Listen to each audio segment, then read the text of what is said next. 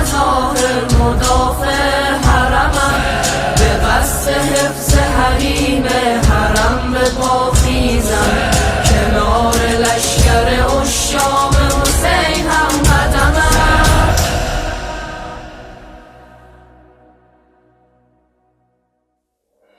اگر که حرمت این بارگه شکسته شود و یا اگر که ره کرب و بلا بسته شود، چنان زنم به پیکر غاصب شام و عراق که بند وجودش ز هم گسسته شود. حکم دفاع از حرم ز شاه نجف دارم، برم برم همار جان به کف دارم.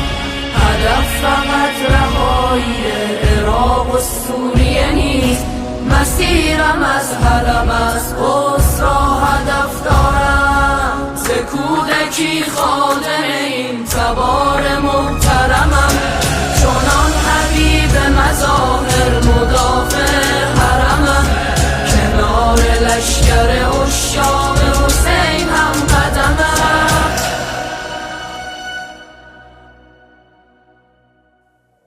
نه غصه جدایی از یار وطن دارم، به امر حق به راه دل کفن به تن دارم. پریدن از قفس که بال و پر نمیخواهم، عشق از بال پریدن همان که من دارم. ذکر لبم یا زینب به دلم واهمه نیست، پسرم جز زیارت حسین فاطمه نیست.